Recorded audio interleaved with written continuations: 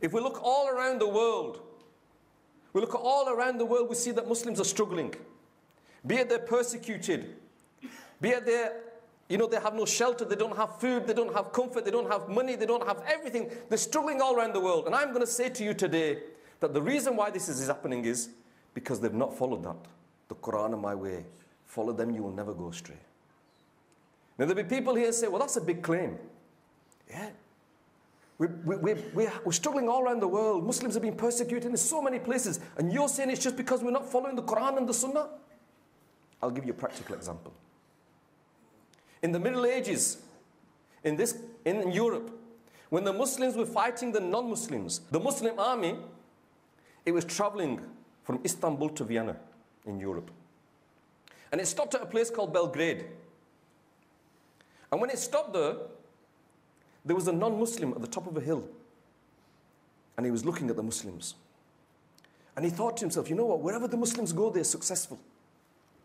Wherever they go, the army defeats, whichever army comes in front of them, they defeat them. So he came up with a plan. What was the plan? The plan was, he gathered all of the beautiful women of the town together. He told them all to put nice clothes on. He told them all to put a bit of makeup on. And he gave them all a bucket. He gave all of the women a bucket.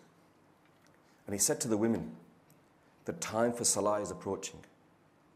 And when the Muslims pray, they perform ablution. They do the wuzu. In the middle of the town, there is a fountain. When the prayer time comes, all of the Muslims are going to go there.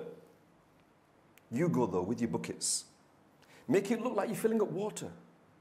But talk to the Muslims. Distract the Muslims. Make the Muslims come to your house. His plan was to split the army. That was his plan. The time for namaz approaches. The Muslims gather in the town, roll up the sleeves, start to perform the wuzu. Women are walking down the hill with the buckets in their hands. And in the book it says that one Muslim from the army made a sign. And I'm not even sure what sign he made. But he made a sign and the whole of the army moved away from the fountain and put their backs to the women. Women can't talk to backs. Women can't talk to backs. So these women, what did they do now? They filled up the water and went back up the hill. The person at the top of the hill who had this plan, he was watching this. He saw all of this and he wrote a letter. What did he write? He wrote a letter and he gave it to the fastest horseman at the time and said, take it to the army that are on this route that they are about to face. And he wrote in this letter, run for your lives, for you will never defeat this army. Question, what did he see? F-16 bombers, Kalashnikovs, tanks, millions and millions of army personnel? No.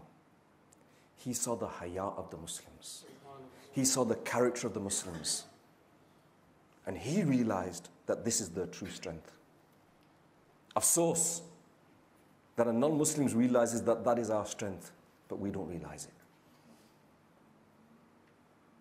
He realized that that is our true strength, that a haya is our strength, that kirdar is our strength, that a character is our true strength. And what is character? The sunnah of the Prophet of Allah sallallahu alaihi wasallam.